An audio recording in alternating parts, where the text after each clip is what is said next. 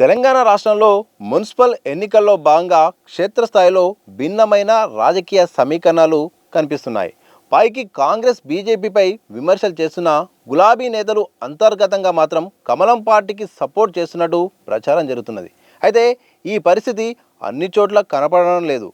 ఎక్కడైతే తమ పార్టీ అభ్యర్థులు గెలిచే అవకాశం లేదో అక్కడ కమలం పార్టీ అభ్యర్థి విజయం కోసం కష్టపడుతున్నట్టు తెలుస్తుంది. అలాగే బీజేపీ బలహీనంగా ఉన్న చోట ఆ పార్టీ నేతలు కారు పార్టీ విజయం కోసం పనిచేస్తున్నట్టు ప్రచారం జరుగుతున్నది.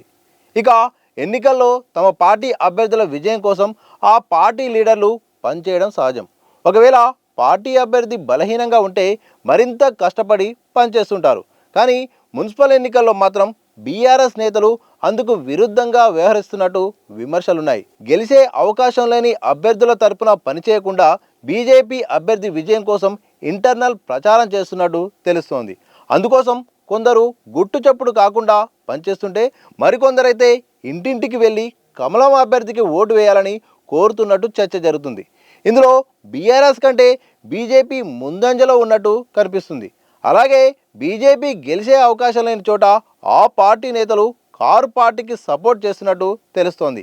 ఇరువురి టార్గెట్ కాంగ్రెస్ అభ్యర్థి ఓటమి కావడంతో పరస్పరం సహకరించుకుంటున్నట్టు రాజకీయ వర్గాల్లో చర్చ జరుగుతున్నది. మున్సిపల్ ఎన్నికల్లో బీజేపీ బీఆర్ఎస్ నేతల మధ్య కుదిరిన రహస్య అవగాహన వెనుక ఎవరు ఉన్నారనే అంశం ఆసక్తికరంగా మారింది.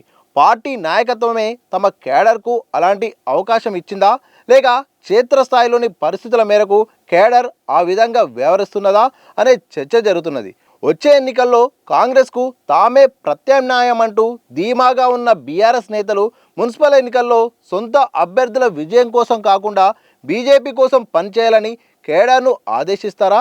అలాగే కాంగ్రెస్ బీఆర్ఎస్ మధ్య రహస్య స్నేహం ఉందని, అందుకే ఫోన్ ట్యాపింగ్ కేసులో కారు పార్టీ నేతలను అరెస్ట్ చేయడం లేదంటూ ఆరోపిస్తున్న బీజేపీ నేతలు బీఆర్ఎస్ విజయం కోసం పనిచేయాలని పార్టీ శ్రేణులకు సంకేతాలు ఇస్తారా అనే చర్చ జరుగుతుంది.